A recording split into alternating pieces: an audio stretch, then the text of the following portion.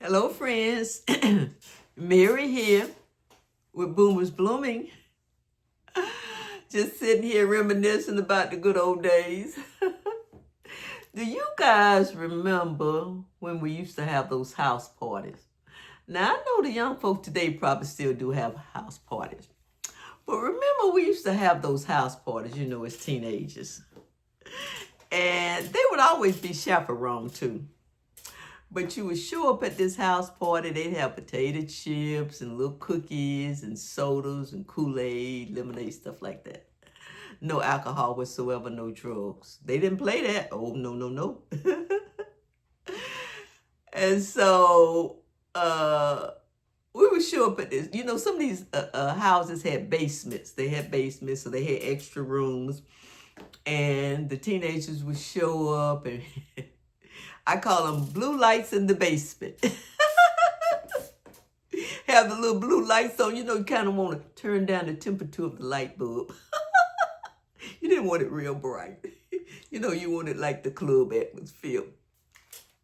And so we would dance and spin records and laugh and talk and have such fun. And it was just eat food and dance the night away, and there was no shooting, there was no cutting, there was none of that. We would just had a good time. Some of the people that showed up, especially some of the guys, they had those velvet voices. They would sing, they would do a cappella. They would sing and we would dance. We did all kinds of dances, the twist, the jerk, jerk, jerk, all of those things. The two-step, we would swing, and our slips would swing around, The good old days. Those days that were stress-free. Those days that everybody made it to class that next Monday morning. Nobody was hurt. Nobody was killed. Nobody was stabbed. Nobody was shot. And nobody pretty much was angry with each other. Now, every now and then you might have a little disagreement over a girl. You know how guys can be. But basically, everybody was on one accord. We were there to have a good time. Those parents were not going to let you tear up that basement now. Sometimes somebody would bring over a blue light, a dim light. They screw it out of the lamp, put that little, so we would slow drag. Remember the term slow drag? Slow drag was when you had your boy partner, your male partner, and they hugged you or they put their arm around you and you had body contact. You had that body contact. It was a close dance. They call it slow dragging. And so a lot of the girls used to love the slow drag with some of those nice looking tall guys. And when they would come up and ask you to dance on some of them slow records, because you slow dragged on some of them slow records. And, they will hold you in their arm. Now, I'm going to just say this. Some of those guys were a little frisky. You know how young boys can be. Some of them guys were a little frisky. And so because you're close and you're slow dragging, they used to have this thing that they used to say. I don't know how to put it, but just to say it, they would try to roll on you.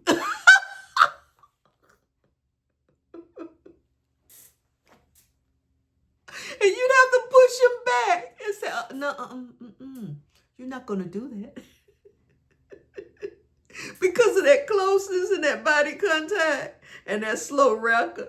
And everybody's in the festive party mood and you got the blue lights on. And some of them guys that was just a little too feisty would try to roll on you.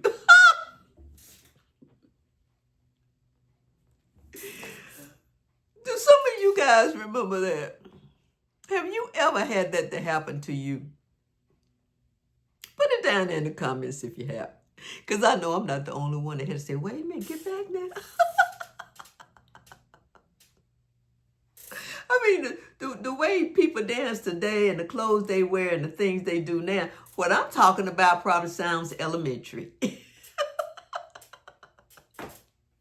sounds elementary. But back then, that was a no-no. You didn't ask a young lady to dance and then you hold her all tight. Now you want. There was another word for it, too. They called it grinding. They would try to grind on you. You all know what I'm talking about. Don't act like you're so innocent now. You remember that time? Those blue light in the basement parties. Those parties where you went with your boyfriend or you went with your girlfriends or you just went and you had a good time and there was potato chips, popcorn, sodas, no drugs. Now, they didn't play that. But the only thing that they did was smoke cigarettes. Now, they would go outside to smoke them cigarettes because those parents wouldn't allow that smoking cigarettes in their house. So they would go outside, the guys mostly, because it was mostly the guys that smoked cigarettes.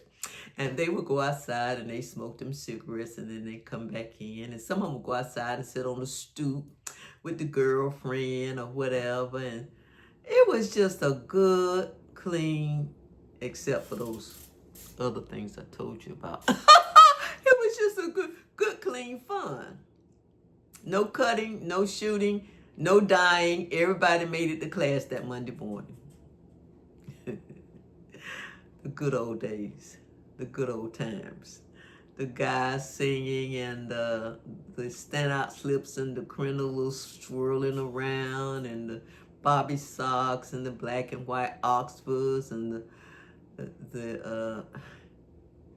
it was just nice. It was just nice. It was just, how can I say, so different. So different.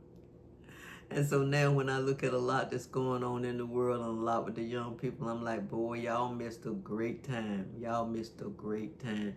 You could go in and enjoy yourselves and wouldn't have to worry about whether you were going to make class that next morning because it was just a good time.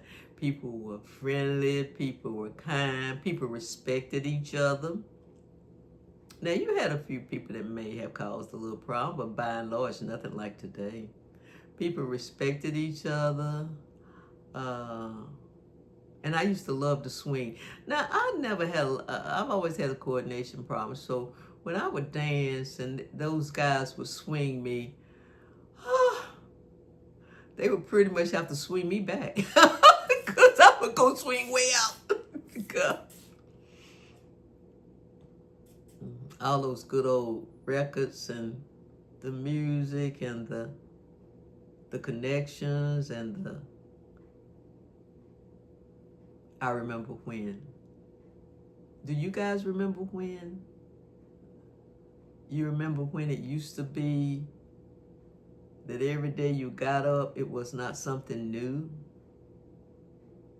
to take your attention, to disturb your peace? Do you guys remember when you just got up every day and just enjoyed the day without so much noise and so much negative energy, if I can put it that way? Do you guys remember when your conversations were full of expectations and dreams and just what you're gonna do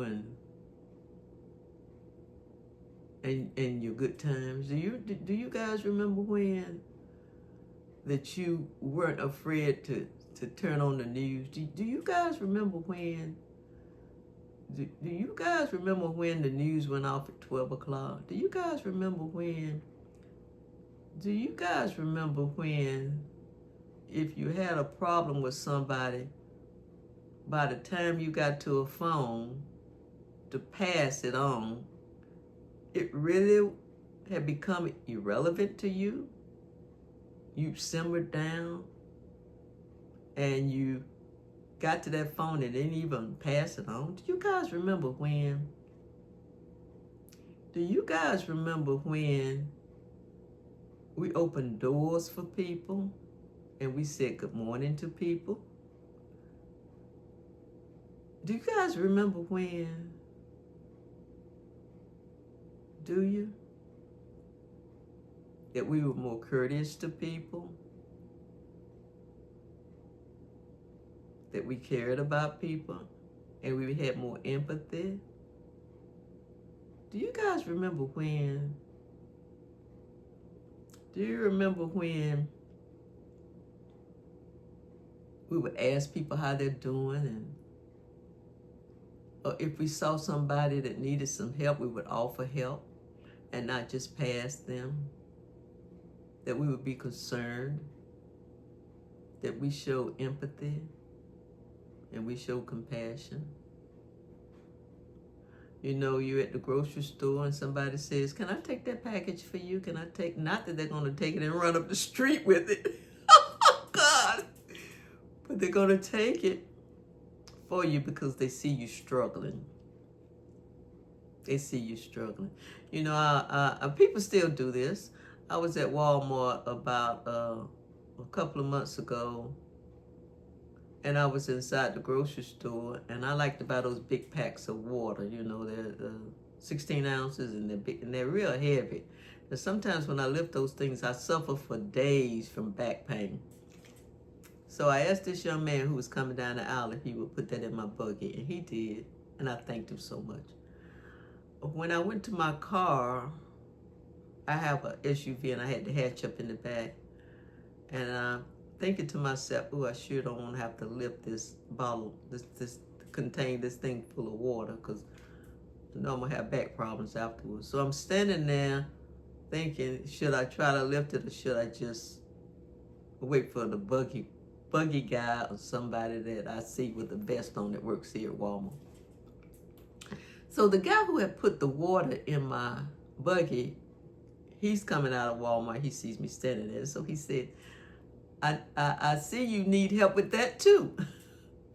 I see you're looking for somebody to help you with that too. Young guy, real nice guy. And I said, yes, I am. And then I recognized he was the guy who originally put it in my buggy. He said, no worries. He grabbed it.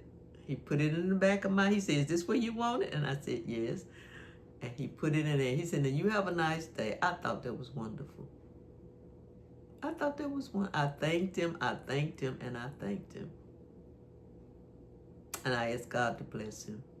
Because people today, not everybody, because see, this is an example that it's not everybody.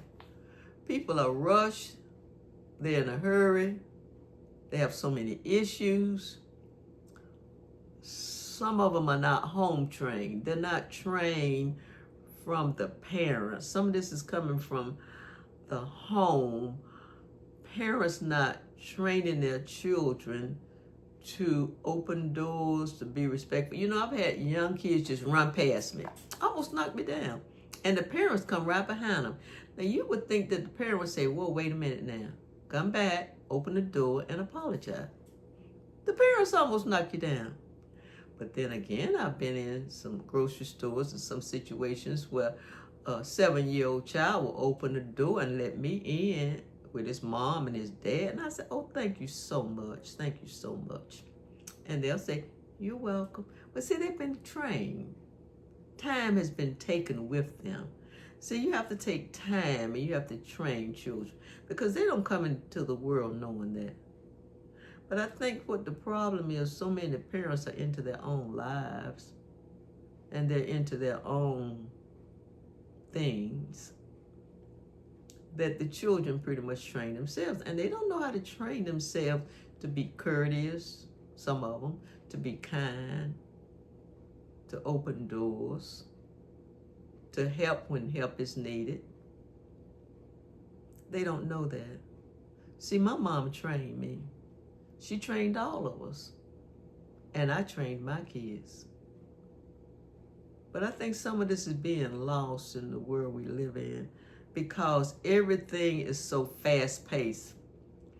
And people are so busy and they're just trying to survive, make a living. Some are just trying to party as much as they can until they can party no more. Let's just say it like it is. And so where are the children? What are they being taught? What examples are they having? So how can they do any better? You know, I come from an era that if the parents didn't teach, the relatives taught, the uncles, the aunts, the neighbors, they taught. But see, now you can't too much do this because some of the parents have a problem with that. They want to jump on you. They want to curse you. They want to say mean things to you. So you have to be careful with that, you know. So it's changed a lot. But some things don't change. And there are a lot of things that they haven't changed. And so when that youngster who was about 7 or 8 opened that door for me, he stepped back and he opened the door. And I thanked him. And I thanked his mother too. She was with him for the good job she did with her son. Teaching him, being present in his life. So that's what you got to be. You got to be present in these young people's lives. Otherwise, they'll get it from the street. Or they'll get it from TikTok. Or Instagram, or the movie theater, or the rappers. They'll get it from them if you don't teach them. Okay, so I'm gonna let you guys go. I almost forgot what my original topic. Oh, house parties. The joy of having house parties and surviving house parties and showing up at school the next day. That's what I was talking about.